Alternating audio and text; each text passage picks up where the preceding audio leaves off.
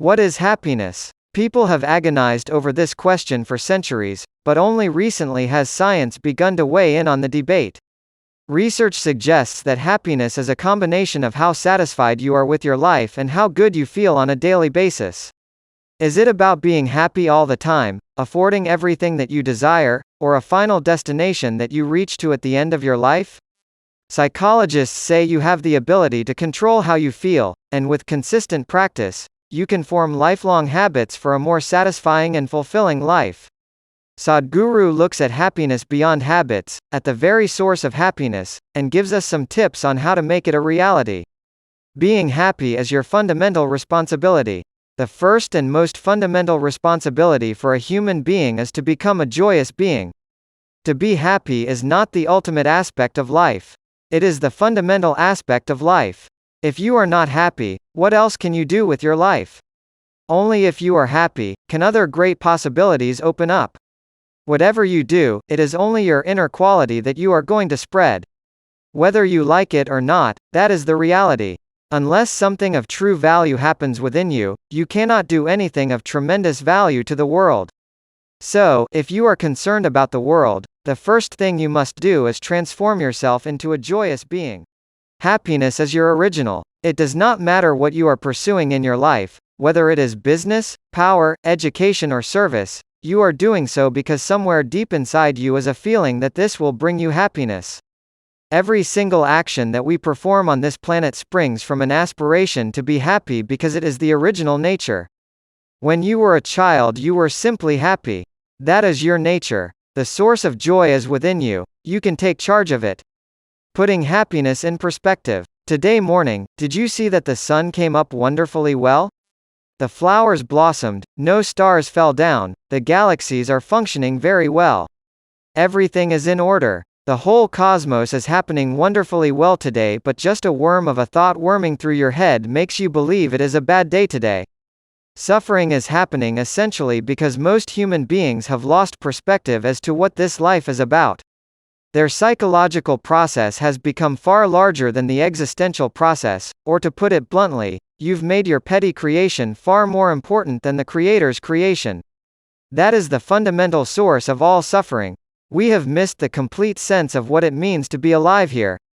A thought in your head or an emotion within you determines the nature of your experience right now.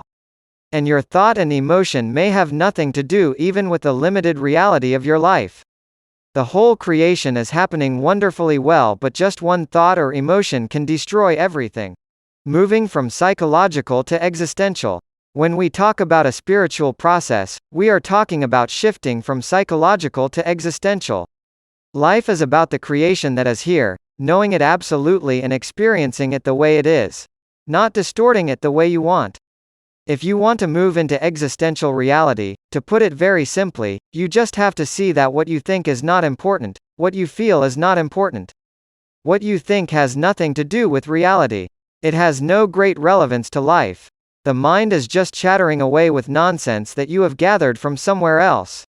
If you think it is important, you will never look beyond that. Your attention naturally flows in the direction of whatever you hold as important. If your thought and your emotion is important, naturally your whole attention will be right there. But that is a psychological reality. That has nothing to do with the existential. Suffering is not showered upon us, it is manufactured. And the manufacturing unit is in your mind. It is time to shut down the manufacturing unit. From pseudo-expression of happiness. Today we are seeking happiness so vigorously that the very life of the planet is being threatened. Don't be in pursuit of happiness. Know how to express your happiness in the world. If you look back at your life and see, the most beautiful moments in life are moments when you are expressing your joy, not when you are seeking it. What you save will never be your quality. What you dispense will be your quality. If you save your joy, at the end of your life no one will take account. She saved every bit of joy in her. She's the most joyfully dead. They will say, this horrible creature never even smiled in her life. But if every day you dispensed your joy and love, people would say, oh, she was a joyful and loving being. Transform happiness from within. At present, the quality of your life is not determined by the clothes that you wear, the educational qualifications that you carry, the family background that you come from, or the bank balances that you hold. Rather, the quality of your life depends upon how peaceful and joyous you are within yourself. Defy nightly, somebody who does not have food and who is deprived of the basic needs for survival can be physically miserable. That needs to addressed. For such people, we must take care of those things first. But for most others, their needs are an endless list. You think the man who is driving the car is happier than the man who is walking on the street? No. It is not decided by what you have. It depends on how they are that moment.